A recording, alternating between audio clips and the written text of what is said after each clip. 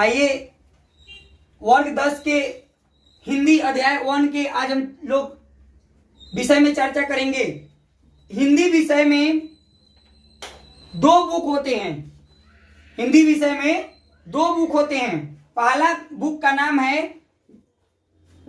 गोधली।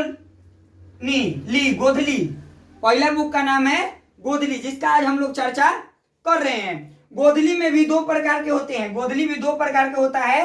पहला होता है गद्य खंड, पहला होता है गद्य खंड और दूसरा है काव्य खंड। दूसरा जो है बाबू वो काव्य खंड है। दूसरा क्या है? काव्य खंड। तो आज हम लोग गद्य खंड के फर्स्ट अध्याय का चर्चा करेंगे। गद्य खंड के फर्स्ट अध्याय की चर्चा करेंगे। आइए, गद्य खंड में फर्स्ट अध्याय का नाम है श्रम विभाजन और जाति प्रथा। श्रम विभाजन और जाति प्रथा यह एक प्रकार का निबंध है। श्रम विभाजन और जाति प्रथा जो है वो एक प्रकार की क्या है? निबंध है।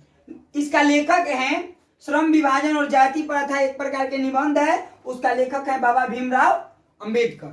उसका लेखक है बाबा भीमराव अंबेडकर। उनका जन्म, डॉक्टर भीमराव अंबेडकर का जन्म 14 अप्रैल 1891 ईस्वी में हुआ था। डॉक्टर भीमराव अंबेडकर का जन्म 14 अप्रैल 1891 ईस्वी में हुआ था और उनका मृत्यु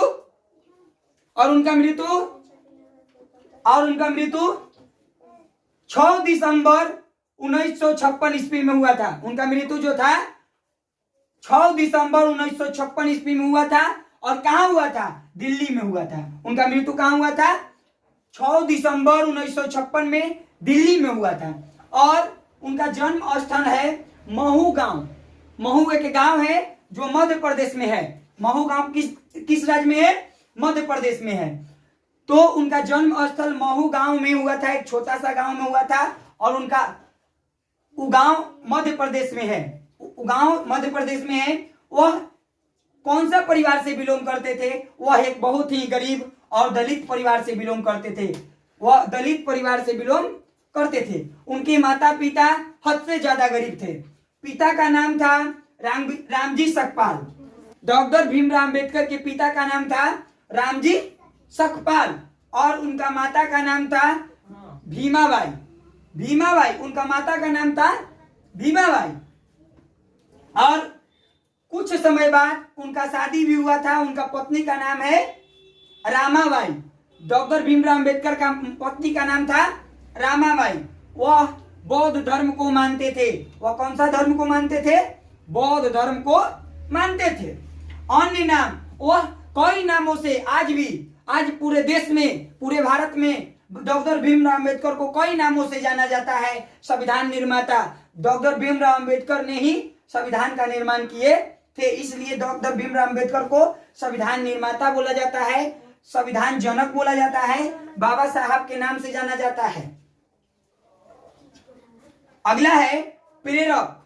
वह कौन कौन से बुद्धिजीवी महान पुरुषों का उनसे प्रेरणा लेते थे? तो बाबा भीमराव अंबेडकर भगवान बुद्ध से भी प्रेरणा लिए, कबीर से भी प्रेरणा लिए और ज्योतिराव फुले से भी प्रेरणा लिए। उनका कुछ रचना भी है। The caste in India, Buddha and his Dhamma, annihilation of cast.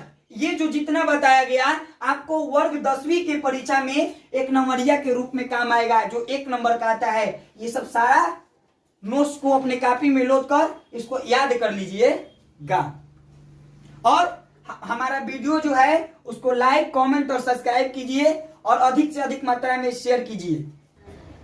Doctor Bhimrao Ambedkar फिर अमेरिका यूनार्क करने गए थे और अमेरिका यूनार्क से फिर इंग्लैंड, लंदन गए। लंदन में जाकर उन्होंने वकीलत LLP किए और फिर लंदन में जाकर वकीलियत किए और स्वदेश में भी कुछ समय वकालत भी किए थे। उन्होंने अपने देश को छोड़कर दूसरे देश में कुछ समय वकालत किए। बाबा साहब ने अनेक पुस्तक लिखे जो 21 खंडों में आज भी विद्यमान है। श्रम विभाजन और जाति प्रथा एनहिलेशन ऑफ कास्ट से लिया गया है। एनहिलेशन ऑफ कास्ट के को हिंदी रूपांतरण कौन किए थे? तो ललाई सिंह यादव ने।